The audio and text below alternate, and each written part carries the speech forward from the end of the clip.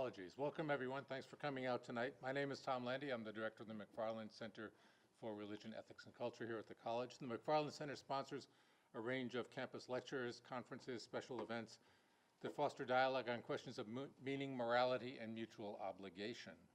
A core part of our mission is to foster greater understanding, Jewish-Christian understanding through two initiatives.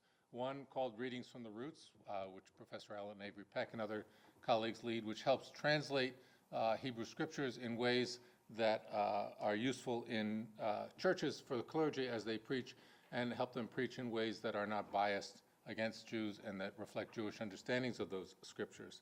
And the second is the Kraft-Hiatt program for Jewish-Christian understanding, which sponsors an array of lectures and conferences here on campus and is what brings us here tonight.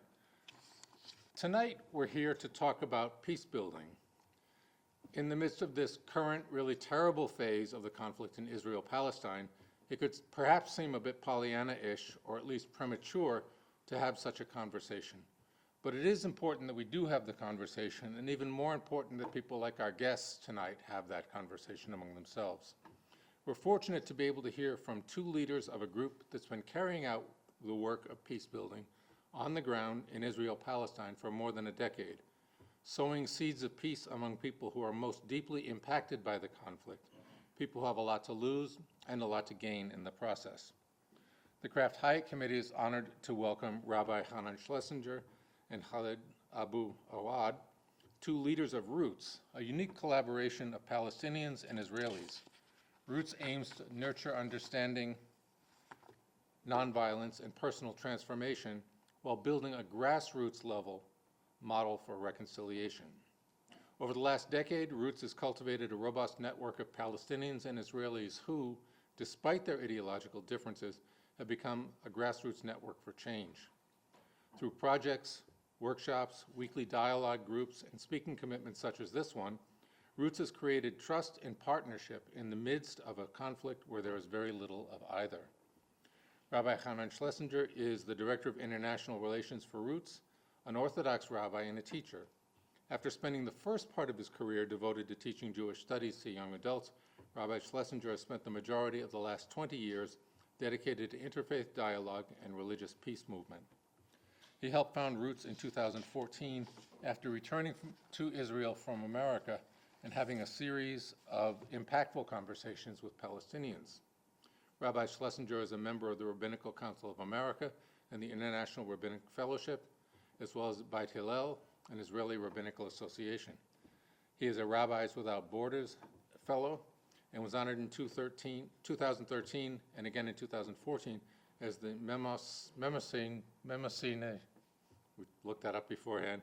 I didn't get it right, but we tried, Institute Interfaith Scholar. Khaled Awwad is the Palestinian co-director of Roots, is among the foremost figures in the Palestinian community working towards peace and reconciliation between Palestinians and Israelis. He has been a part of the founding of 3 groundbreaking organizations, has been awarded various international prizes for his projects, including the UNESCO Maranjit Singh Prize for the promotion of nonviolence and tolerance in 2011. In 2010, the Royal Islamic Studies Center in Jordan named him one of the 500 most influential Muslims. Tonight, they'll help us understand their work, and I hope we'll find ways to find a more hopeful future in Israel-Palestine. So please join me in welcoming Rabbi Schlesinger and Khaled Awwad. Thank you. Good evening, everyone.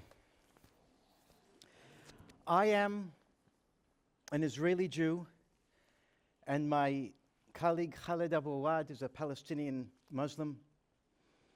And we come here tonight from the Holy Land, each of us bearing immense pain. The immense pain of our own people. Me, the Israeli Jewish people, and Khaled, the Palestinian people. We come with a burden of anguish. We've suffered, the Jewish people, tragedy over the past year and a half. Murder, rape, we're bleeding, we're hurting. We're in mourning, we are traumatized.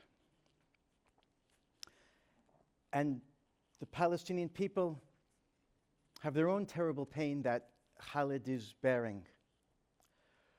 What I want to say is that there's no competition of suffering here. My people's pain is immeasurable, incomparable. And the Palestinian pain is also incomparable, immeasurable. The thing is that as I'm bearing my own people's pain, as Khaled is bearing his own people's pain, we've also found room in our hearts to bear the pain of the other side. Me bearing some of the Palestinian pain and Khaled bearing some of the Jewish-Israeli pain. And that's a model that we want to offer to you for possible emulation. I'll take a few minutes to introduce myself. You heard I'm Rabbi Hanan Schlesinger. I'm a Jew, and I'm a Zionist, and I'm a settler. When I say I'm a Jew, I'm not talking about religion, I'm talking about Jewish peoplehood, the sense that we're a family, an extended family, a tribe that became a people, a historical people. When I say I'm a Zionist, I'm talking about being part of the national liberation movement of the Jewish people. I'm talking about being part of a movement that's brought the Jewish people home after 2,000 long, hard years of exile around the globe. I was born in New York, but when I was 18, I left America and I, as a Zionist, went home to my homeland that my great-great-grandmother and grandfather could only dream and hope and pray and yearn and cry about. I fulfilled their dreams through the Zionist movement. When I said I'm a settler, I have to give some historical background. You see the map. You see Israel proper in the yellow or orange. You see the West Bank there in gray or in blue, white. In 1948, the State of Israel was created. The UN that made the decision to create the Jewish state also made a decision to create a Palestinian state, an Arab state, but that didn't happen. From 1948 to 1967, some of the land that was supposed to be the Palestinian state was occupied by Jordan. Jordan controlled it until 1967. In the war in 1967, Israel took control of the West Bank and allowed some of its Jewish citizens to go over the dotted line, over the green line, and settle in the West Bank. The Jews who settled there are settlers, so I'm a settler. I live between Bethlehem and Hebron, south of Jerusalem, in an area called Gush Etzion in Jewish terms. For me, it's Yehudah, part of Judea and Samaria, the ancient biblical homeland of the Jewish people. I'm there not for political reasons, I'm there for historical reasons, because that's where the Jewish people were born, in the West Bank, Judea and Samaria. That's where most of the Jewish Bible, the Old Testament, was written. Over 85% of it, it's about the West Bank, and it's written in the West Bank. That's where Jewish roots are. So I hold within me the Jewish story, the Zionist story, and the story of the connection to land. For me, it's very, very powerful. And about 11 years ago, I began to realize that in a certain sense, I don't really know what I'm talking about. And I don't mean the Jewish story and the Zionist story and the connection to land are false. It's true, it's glorious, it's wonderful, it's the meaning of my life. But I lived my whole life in the hubris of exclusivity. I lived as if my story is the only story in the land. I didn't know there's any other people, any other story in the land. I lived as if my truth is the whole truth. And that's partially because I'd never ever met a Palestinian, even though the Palestinians are 85% of the population where I come from. They just didn't exist for me. They were like the gray drab scenery that passed in the background of the movie, my movie, the Jewish movie, but they're not part of the plot. You can safely ignore them. And I did. And when I met my neighbors, Palestinian neighbors, for the first time 11 years ago, I began to see that there's another story in that land. There's another people in that land, and they're no less legitimate and no less real and no less human than my people. And I believe today that if you mistake part of the truth for the whole truth, then you're pretty close to falsehood. And that's not a place that I want to be any longer. So 11 years ago, I'm driving in my car around where I live, between Bethlehem and Hebron, as I said. I have two Protestant pastors in the car, the evangelicals. They believe in Scripture. They read the prophetic writings that after a long, hard exile, the sons and daughters of the land, the Israelites, will come home someday. And they believe, like I believe, that it's happening today. Biblical prophecy is coming true. And they asked me to show it to them. So I drove them around. And I showed them all of the trees we planted in the past decades, and all the roads and all the institutions and all the buildings and all the settlements, and how we brought Jews from the four corners of the earth to settle the land. And as we're driving, and I'm showing them around, I saw on the side of the road a hitchhiker, and I picked him up. A few minutes later, another young man on the side of the road with his finger out, I picked him up as well. We drive a little bit. The two young men asked to leave the car. I stopped, let them out. We start to drive again, and one of the pastors from Dallas, Texas, says to me the following words: Hanan, that was great what you did. You taught us a lesson in Jewish ethics. You picked up hitchhikers. No one does that in Texas. So I said to Bob Roberts, sitting next to me, I said, Bob, you know, it's not just me around here. We all pick up hitchhikers. We have a common vision. We trust each other. And just like everyone else, I do my best to pick up every person who puts out his finger for a ride. And by the time I finished that sentence, I realized that I was lying. I was lying to Bob and Pastor Kevin. Even worse, I was lying to myself. I said, and I believed what I said, that I pick up every person. But what I should have said is I pick up every Jew.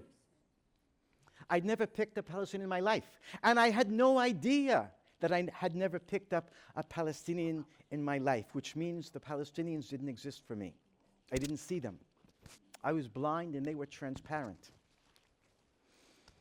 And at that moment, I realized the weight of the moral blemish that I was carrying. And I said to my two pastor colleagues that I have to find a way to fix this. Fix this means find a way to turn the Palestinians into human beings in my eyes. And the way to do it, I said to them and I said to myself, is to meet them. And that's when my journey to attempt to meet my Palestinian neighbors began. There's a Palestinian village, it's called Khirbat Zakaria. I'll say that again, Khirbat Zakaria. 600 Palestinians living there. It's a 5-minute walk from my front door, where I'd lived at this point 33 years. But I'd never been to Khirbat Zakaria, never walked in, didn't know anyone who lived there, didn't know anyone who knew anyone. I was afraid to go in. How am I going to meet my neighbors? I won't tell the story how it happened, but I got an invitation to meet Palestinian neighbors. It's now the last Wednesday of January 2014, afternoon. I'm sitting in my living room. I get up from the sofa I'm sitting in. I walk to the front door, put one hand on the doorknob, open the door, put my foot over the threshold. My wife calls behind me in the house, "Where are you going?" So I said, "I'm going to meet Palestinians." And that's when all hell broke loose. She started to scream, "What do you mean? They'll kill you." So I came back in, and I approached my wife. I saw the terror in her eyes. She begged me not to go. I told her that I have to do this. I went to the front door. This time, I put both feet over the threshold, closed the door behind me, and I remember saying to myself, perhaps my wife is right. Perhaps they will kill me. I was really afraid. My heart is pounding. I walked about 25 minutes, according to the map I had in my hands, and I got to a Palestinian farm surrounded by a stone fence with a metal gate at the entrance. I walked inside, and there I saw something I'd never seen before, something you'd say is impossible. I saw 15 Israelis, some of them my neighbors, and 15 Palestinians doing the strangest thing. They were talking to each other.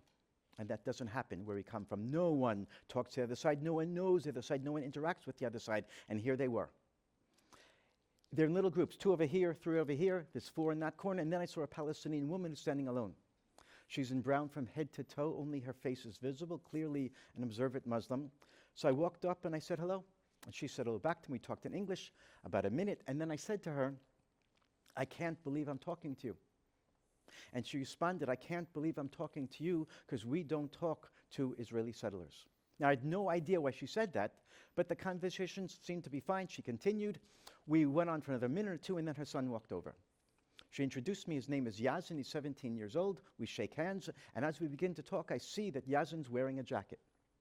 And on the jacket are 3 words in English: seeds of peace. Anyone here know what seeds of peace is? 1, 2. Okay, usually it's about 7%. Seeds of peace. I had no idea what Seeds of Peace is, but I looked at Yazin, he's a Palestinian. I looked at the jacket as the word peace on. I said to myself, this can't be. Why would a Palestinian wear a jacket with the word peace on it? They're dangerous terrorists. So I'm a little confused. I said to Yazin jokingly, what's this Seeds of Peace thing? I thought he was going to say, I don't know. Someone gave me the jacket. But no, he told me it's a summer camp in Maine, USA. And it takes Israeli kids and Palestinian kids out of the conflict zone for a summer of recreation and reconciliation. He said he had a great time in the camp. He spent the whole summer there. And he told me he was so affected by meeting Israeli kids his age that now he wants to spend some of his life building bridges of peace between our two peoples.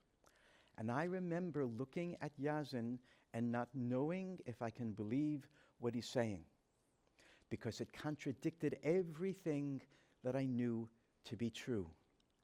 And you can say that Sadiya, his mother, and Yazin were the first two Palestinians that began the process of unsettling me.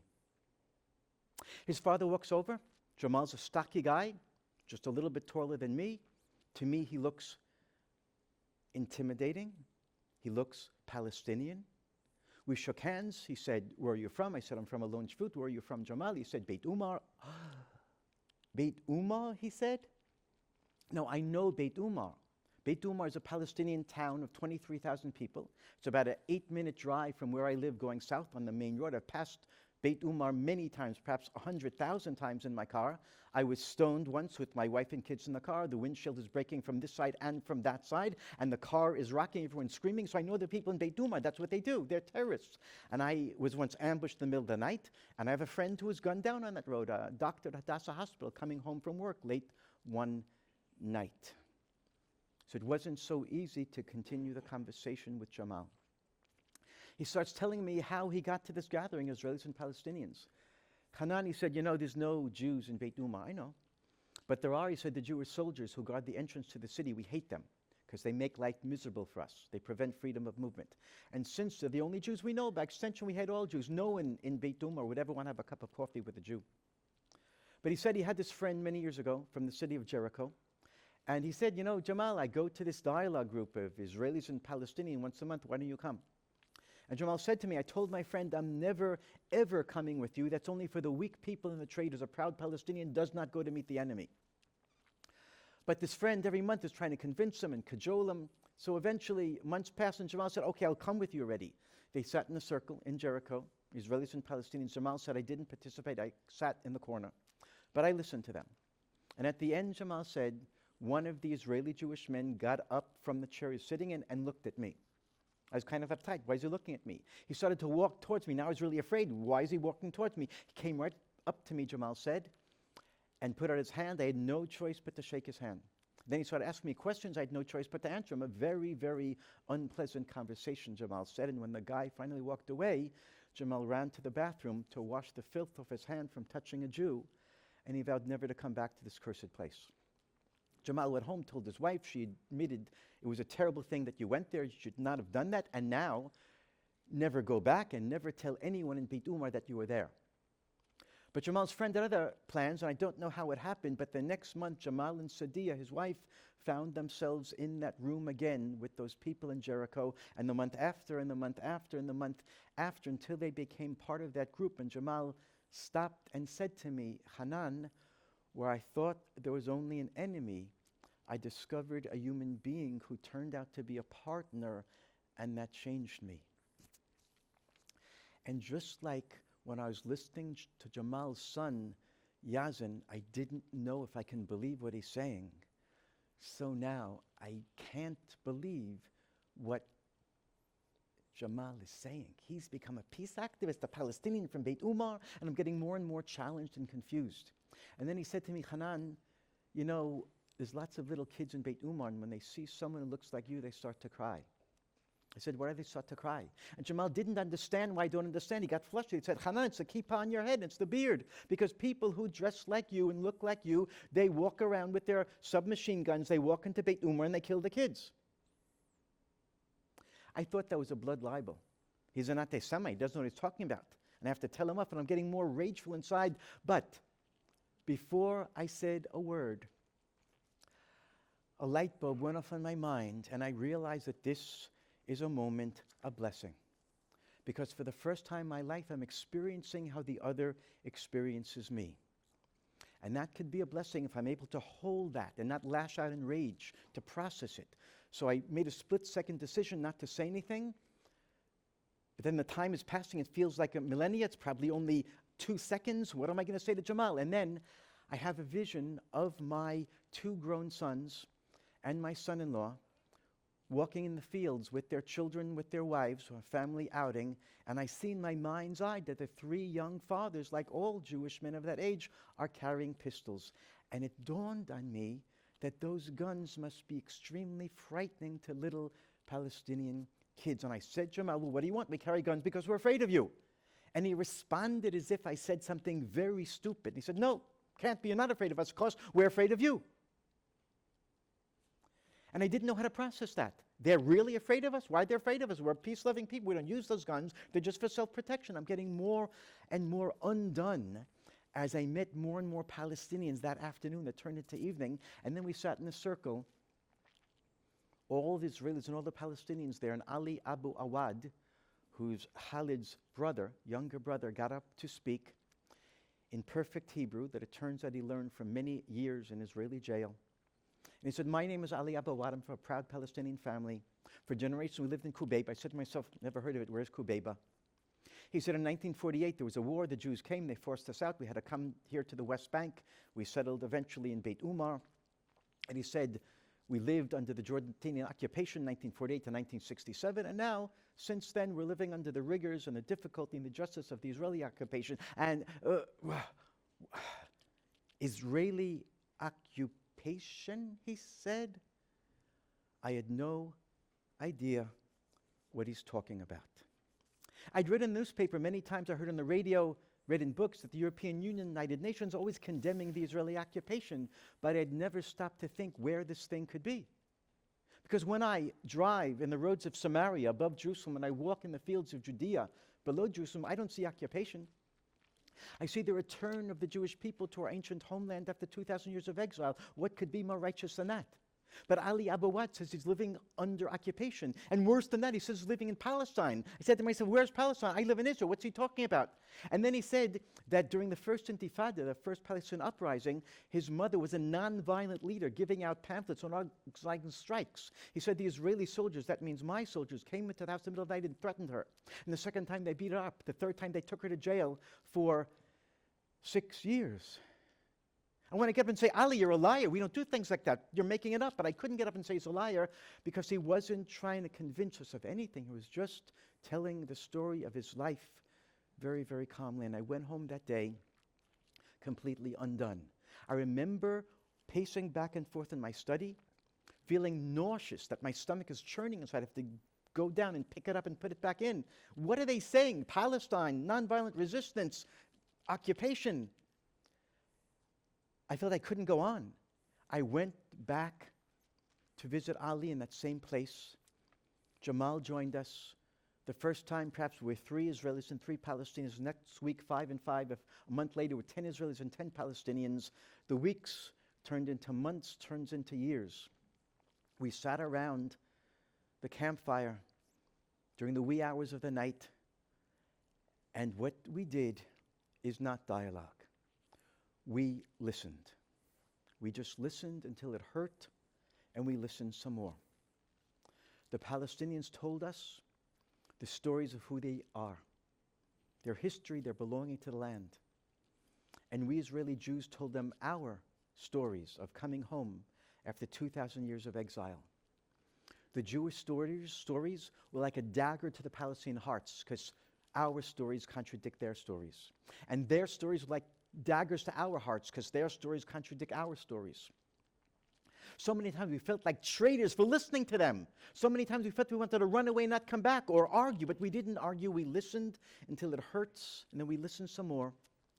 We didn't respond. Went home and thought about it, digested it. Could there be any truth in what they said? And then coming back the next week and asking questions of information. And then, after listening to their stories, the other side tells their stories, and it's so, so hard to listen.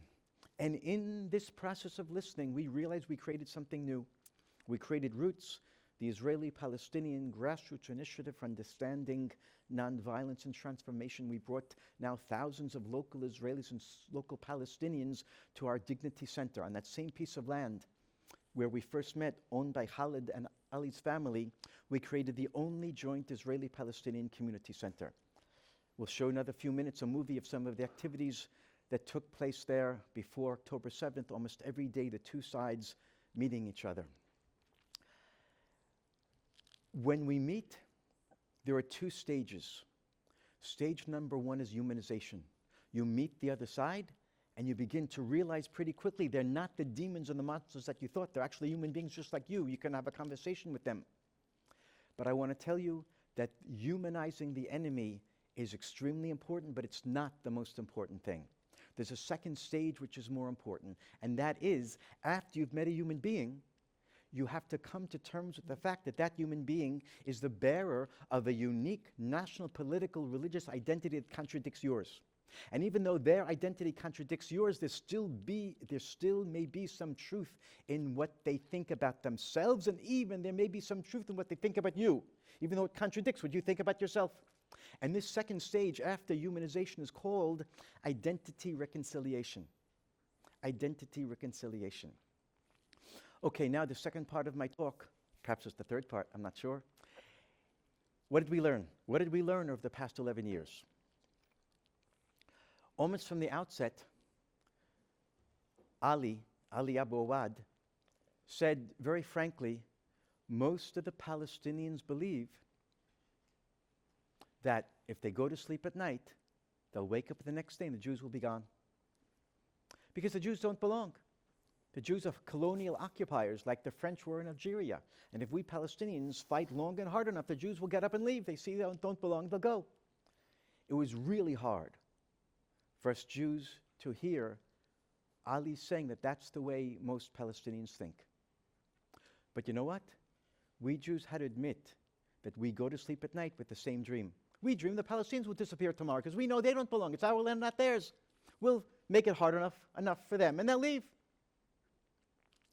But after you get to know the other side and you hear their stories again and again and again, you realize that you have been living your life on the basis of an illusion. No one's going anywhere. The Palestinians are there to stay. The Jews are there to stay. Ali told us we have no other place to go, and we Jews told the Palestinians we have no other place to go. And then you have to completely refigure what you think about the past, the present, and the future, because the future is about both sides living there together, killing each other or in peace. But no one's going anywhere. That's really hard to accept. Next, we learned that most Israeli Jews and most Palestinians construct their identities upon the erasure of the other side's identity. Most Israelis and most Palestinians think they can tell the other side who they are. The Palestinians say to the Jews, Jew, nice, the Quran greatly respects Judaism, but it's a religion, it's a faith, it's not a people, it's not a nation, you don't need land, so go back to Russia where you came from. Why did you come to take our land? And the Jews say to the Palestinians, Palestinian? You know there's no such thing. There never was a Palestinian state, you're just Arabs. So why did you come to take our land? Go back to Saudi Arabia you came from. But after you listen to the other side again and again and again, you hear their stories, you realize you know nothing about who they are. You cannot tell them who they are. You have to listen and let them tell who they are, and they may listen when you tell who you are. To summarize all this, in the words of Ali Abu Awwad, we have to find a way to fit two truths into one heart. We have to find a way to fit two truths into one heart. We in Roots, we're not giving up on our identities, but we're expanding our identities. I'm a Jew, I'm a Zionist, I'm a settler, but I also hope that I found some room in my heart for the Palestinian people. I'm now going to put on the table three principles that end in a fourth. Number one, there is such a thing as the Palestinian people. That's really hard for most Jewish Israelis. And the corollary of the principle is there's such a thing as the Jewish people. That's really hard for most Palestinians. And I'm asking you to hold the principle and its corollary at the same time in the same heart. Principle number 2, the Palestinian people are deeply connected to the land of Palestine. Corollary, the Jewish people are deeply connected to the land of Israel. We want to hold the principles correlate at the same time. Number 3, the Palestinian people are deeply connected to the land of Palestine, and the corollary is the Jewish people are deeply connected to the land of Israel. If you can hold those 3 principles and the corollaries together at the same time, then you may be able to come to the pinnacle, the 4th principle, which is that the historical borders of the land of Israel and the historical borders of the land of Palestine are more or less the same borders. That's really hard for almost all Israelis and all Palestinians to realize that my homeland is also their homeland. From the Jordan River to the Mediterranean Sea is all Palestine. And from the Jordan River, the same Jordan River to the same Mediterranean Sea is all Israel. That's not politics yet. That's history and that's identity.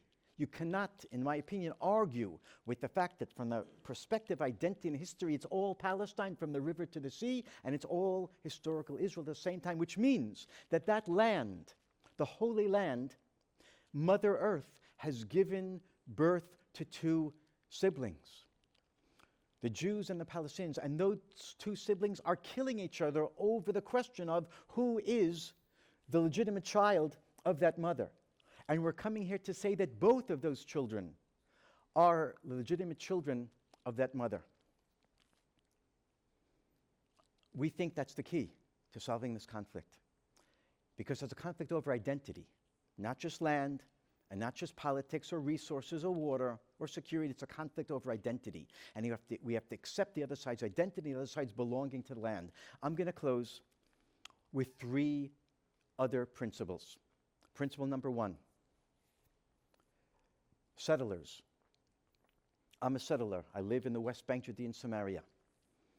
Most of the peace movement in Israel and in Palestine, from the outset, going back decades upon decades, have said that the settlers, the Jews living in the West Bank, the land that's slated to be a future Palestinian state by, for example, the Oslo agreements, the settlers are the problem. And therefore, you have to ignore them and they'll go away. But it doesn't work like that. You ignore the settlers, they're just growing decade after decade. Our organization, Roots, says that if the settlers are the problem, then you have to talk to them, you have to bring them into the peace camp, not ignore them, but bring them into the dialogue and find a way to open their eyes to the existence of the Palestinian people. That's number 1. Number 2 is religion. Religion is definitely part of the problem. That means Judaism is part of the problem, and Islam is part of the problem. The Christians are off the hook, for now. And the peace movement has been saying for decades, since religion's part of the problem, let's ignore it. It doesn't work like that. Our organization, Roots, says if religion is part of the problem, then religion has to be part of the solution, and our activities are geared not only to focus on settlers, but to focus on religious Jews and religious Muslims, and to put their identities and their religious beliefs on the table, and then each side has to take responsibility for the evil texts and the evil beliefs in their own camp and find a way to re-understand them. And the last of these 3 principles is, after I said settlers and I said religion, the last principle is settlements, which is to be distinguished from settlers. Settlements. The Jewish settlements in the West Bank, Judea, and Samaria. Now, settlements. You heard me say earlier that Roots greatly respects the Palestinian connection to the whole land, from the river to the sea, and of course that means that Palestinians should have the right to live in the whole land. And you also heard me say that Roots respects and cherishes the Jewish connection to the whole land, from the river to the sea, meaning that Jews should have the right to live in the whole land, including in the West Bank, but not at the expense of the Palestinian people. And at this point, my people are building settlements in the West Bank at the expense of the Palestinian people, taking all the land for us and leaving none for them, taking all the rights for them and leaving all the rights for us and none for them. Part of the work of Roots is to try and find a way towards equality and justice away from the situation we're in today. Last sentence. The work of Roots, the grassroots work of bringing the 2 sides together, at our community center is not political at all, and it's completely political. Because we believe that the grassroots, people-to-people work is the foundation, the human foundation for a future political settlement of dignity, equality, freedom, human rights, and security for both sides in that little sliver of land that we both call home. Thank you.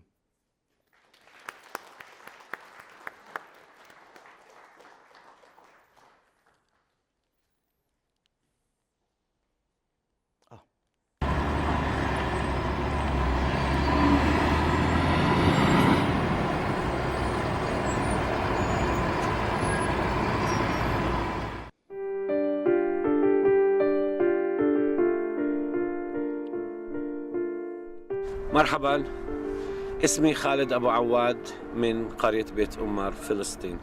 שלום, אני הדסה פרומן מתקוע, אשתו של הרב מנחם פרומן זיכרונו לברכה. My name is Nadine, I am from Bethlehem. Shalom, my name is Shaul, I live in Tekoa. Hi, I'm Bilal, I'm from Beit Umar. My name is Rabbi Hanan Schlesinger, and I live in Alon Shvut. 4 years ago, here in our family land, Roots start. Roots is a partnership between people from both sides, people who believe in non-violence, dignity and quality between our people. Dignity for me is when you respect the other one, when you give him the space for his life, when you respect his opinion, his culture. This is the dignity, and it's very important for us, the Middle East people. We try here to give another picture to the people in order to increase the hope inside them.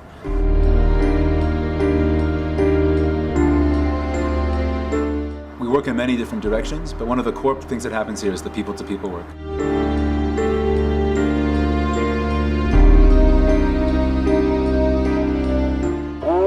واحد ثلاثة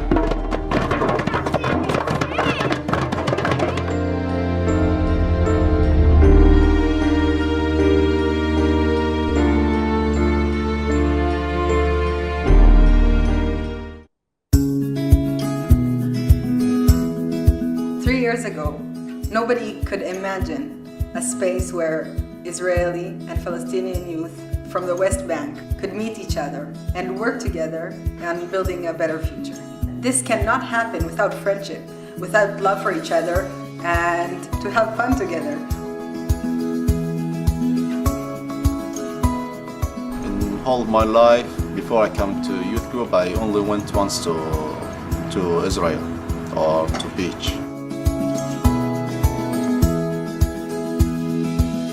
It was very emotional to go with each other because I never imagined that I would go to beach with an Israelis, you know.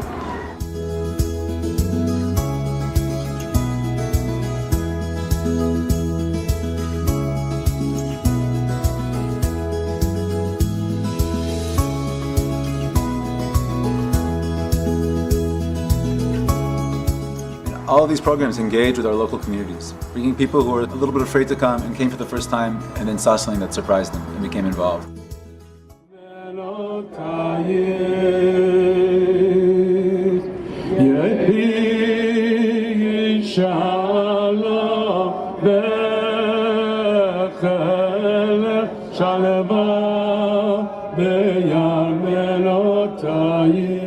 אנחנו פה עומדים כולנו בכאב גדול. והשאלה איך גורמים לזה שזה לא יהיה עוד פעם ולא נעמוד פה באותו בכי.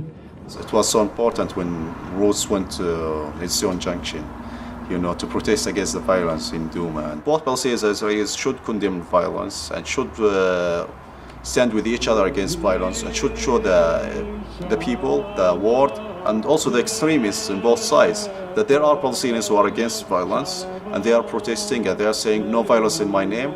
And also Israelis who are saying the same thing.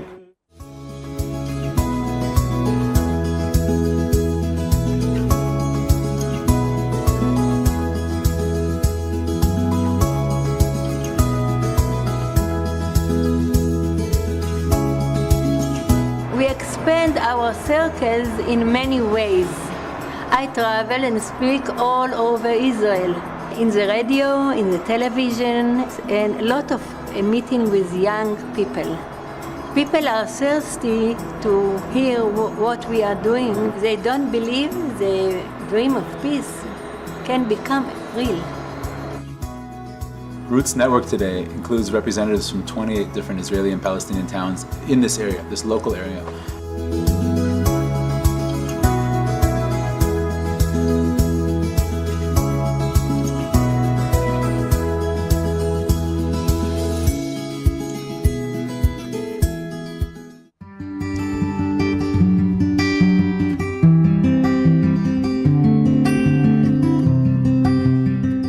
Roots has created a miracle, an expanding island of sanity, a veritable Garden of Eden, in a land full with so much ignorance of the other, prejudice, stereotypes, and fear.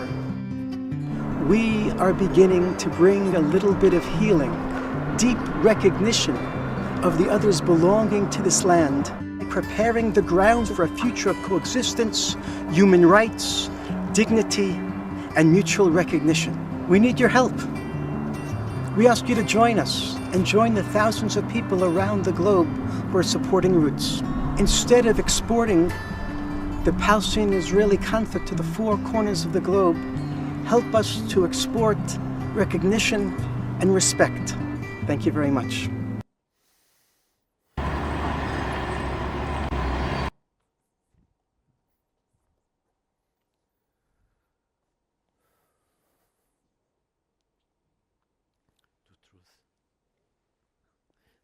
Truth in one heart. Okay. Assalamu alaikum.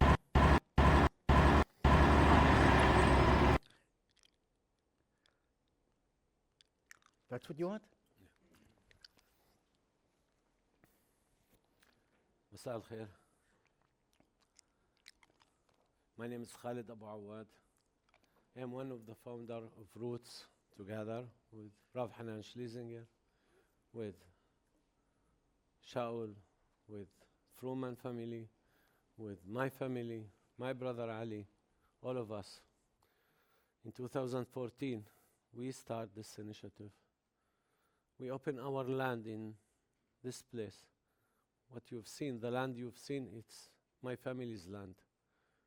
We open it in 2014 to all the Palestinian and Israel who want to meet each other and to listen to each other, because we believe that this is the most important thing that we should do in order to have real peace in our region. Why? Why me, Khaled? What makes me believe that this is the way, actually this is the only way to achieve peace in our region. I'm a Palestinian, I'm an Arab, I'm a Muslim, I'm a religious person. I'm also a son of a refugee Palestinian family. Do you know what is refugee family?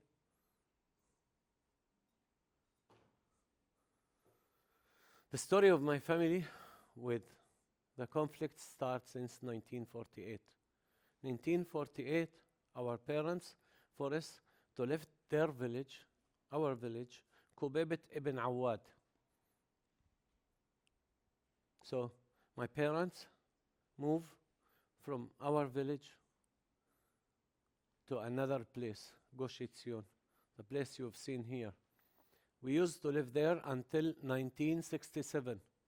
1967, the Six-Day War caused to us to be refugee for the second time. Refugee, the one who forced to left his village, his land, his house. So 1967, we forced to be refugee for the next time. So our parents took us to Jordan. We spent 2 weeks in Jordan. And when the Six-Day War came down and ended, my family as other hundred of Palestinian family. They crossed the Jordan River back to Palestine, to go back to the place where we have been here. At that time, this place became under an Israel military control. So my parents went to a village called Beit Ummar, and there they rent a house. And there we grown, me, my brothers and sisters. We grown a refugee family in between local people. They all have lands, they all have houses. We are farmers originally, but we have no land now, we have no houses. Why Israel? They took everything. We grown with a lot of hatred to Israel. 1987, the first Palestinian Intifada start. Do you know what's Intifada?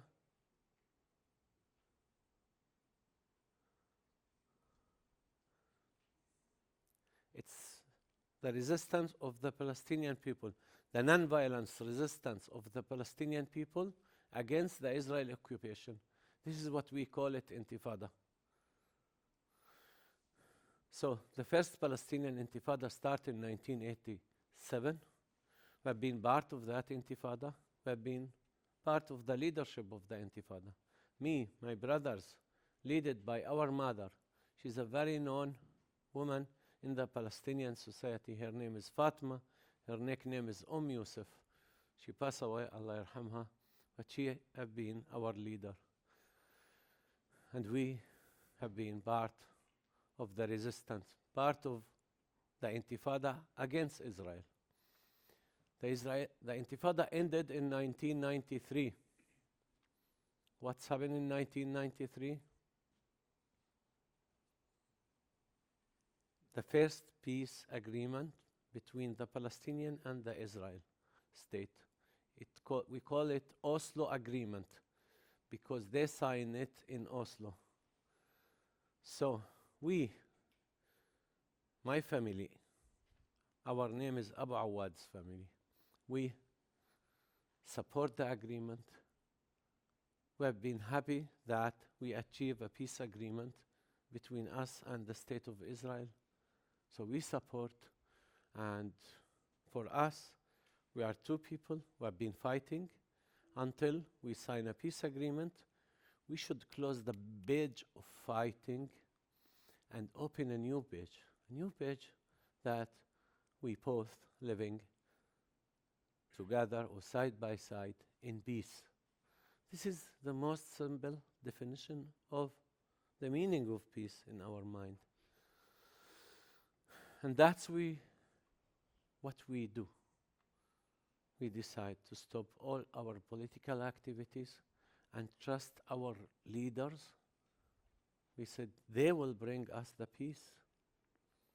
And we have been waiting. And this is our mistake. We thought we can have peace by a signature of two leaders in a piece of paper. So we've been waiting for the peace until 2000. 16 of November 2000, 6:30 p.m. in the village of Beit Ummar where we are living.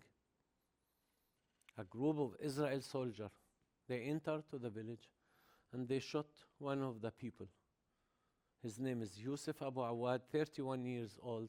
He's a father of 3 years old daughter, 1 year old son. He's my brother. An Israel soldier killed him. Our first reaction have been, why? What did he do? Who killed him? And where's the peace? This is not what we are waiting for. We are waiting to live in peace with each other. In the Jewish culture, when somebody dies, they sit for Shiva, 7 days. In our culture, we set 3 days. We set 3 days for Yusuf. Thousands of Palestinian people came to offer their condolence to me and my family. My family, Abu Awwad's family, a Palestinian family with a strong national identity, Everyone want to be recognized with such as family. So thousands of people came. Most of them have been okay. Some of them started blaming us. Look at Awwad's family. This is the peace that you support. Those people, the language of peace, is not a language that they understand. The only language that they understand is the violence language. We at that time, we have been busy with what's happened to us, to my brother, to his family, to his wife, to his kids. And we have no time to listen to their bullshit notes. We finished the 3 days, and we got a strange message. Friends of us, he came and he asked that a group of Israel Jewish families, they want to come to visit you, Abu Awwad's family. The first reaction had been no way. They, and they, it includes everyone in the other side. They kill my brother, and they want to come to say we are sorry. We don't want to see, we don't want to hear, we don't want to speak with anyone from the other side. Again and again, they send us, a friend of us, to explain that those people want to come to us in peace. They reject what's happened to us, to my brother. They want to come to stand with us, to support us. In our culture, somebody who came to you, anyone who came to you in peace, you cannot refuse. We said, okay, they can come to the village of Beit Umar, to my house. They sit in my house, and we start the conversation between us. I tell them the story of my brother and how their soldier shot my brother Yusuf without any reason. And it had been strange to see that some of them, I've seen their tears when they hear the story of my brother. Something that I didn't expect. We are enemy. And enemy, when something bad happened to your enemy, you will become happy. But this is not what's happened in my house. When they hear the story of my brother, they feel my pain. We finish, and they start. They start share us with part of their stories. One of the important story that they share us is a story of a 14, 15 years old Israel Jewish girl that one day she went with her 2 girlfriends from her village, Telmond, to Tel Aviv. 3 girlfriends. They went there in Purim. They went to do shopping, to celebrate there. They didn't went there to fight anyone. And in Dizengoff Center, a Palestinian with a suicide bomber, he killed 3 of them and other people in the market. The father and the mother of this girl, they are sitting in my house. They told us the story. The mother shared us also with some of the diaries of her daughter when she had been alive. She wrote in her diary a lot of good things, sentence full of love to everyone in this world. She also mentioned one of her dreams, when it's going to be good between us and our Arab neighbor, and when we can visit each other without fear, without hatred. This is one of the dreams of this innocent girl, and she had been killed in Dizengoff Center.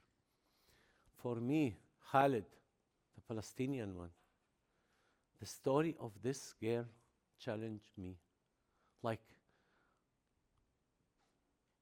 until that meeting, I have been standing all the time in a place as a Palestinian. I am the victim, they are the perpetrator. I am the innocent one, they are the guilty one. But the story of this girl changed all the position. Like, I feel here that I am the guilty one, and they are the innocent side. How it come? Is this the reality? It cannot be like this. I took the story of this girl to a deep analysis between me and myself. I want to understand this little innocent girl. Who killed her? A Palestinian. Why did he do that? He did that in the name of the Palestinian right, of the Palestinian freedom, of the Palestinian justice. I am a Palestinian. Did he did that in my name? What's my opinion? Do I accept that someone behave like this in the name of my right? I said to myself, no way. This is not a human behavior. Our right is not a permission for us to go out and kill the people left and right based on the fact that we think we are right. It's not a human behavior. This is not the right reaction. We should not behave like this. We finished the meeting with those people, and they left us. And we, as a family, make a meeting to discuss what the meeting with those people do to us, which lead us to a conclusion like this. On this piece of land that we call it Palestine, they call it Israel. My God, in my Holy Quran, call it the Holy Land. I love this name. I prefer this name. In the Holy Land, there are two people. Palestinian, I'm a Palestinian. Like me, there are 5 or 6 million people. We born there, we are living there, we will die there. This is our homeland. We are not going anywhere. We belong to this land. At the same time, on the same land, there is another people. There is another nation. They call themselves the Jewish nation, the Zionist nation, the Israel nation. I have no problem with these names. There are 5 or 6 million people under this name. They are living there. They belong to this land. This is their homeland. Based on my Holy Quran, I'm a Muslim. That tell every Muslim of us the whole story of the sons of Israel started from Abraham, Ishmael, and Yitzchak. The whole story. And the whole story is a witness of the belong of the sons of Israel to the Holy Land. So we both belong to the same piece of land. And there is a conflict between us. And every one of us tell the story of this conflict from his side, from his angle. And every one of us stand in a place. I am right, the other one is wrong. I'm the victim, he is the perpetrator. Until we met each other. Not a meeting of hatred, not a meeting of fighting. A meeting based on respect and listening to each other. The moment that we do that, the moment that we hear another story about the same conflict, I call it the truth of the other side. So every one of us have half of the truth. The moment that we sit together, we got the other half of the truth. Connect both of them. Accept both of them in one heart. The moment that we do that, the moment that we go out of the place that we stand in the place that we are innocent and blaming the other one, that he is the guilty one, to a place that every one of us looking to the mirror and ask himself, before I am blaming the other one, where is my guilty on what's going on here in my country? What I should do in order to stop this conflict?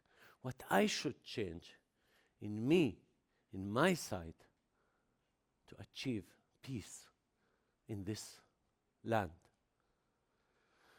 Since that day until now, we, my family, doing the maximum to allow as much as we can people from both sides to meet each other, to listen to the truth of the other one in order to change this reality. Thank you. Shukran.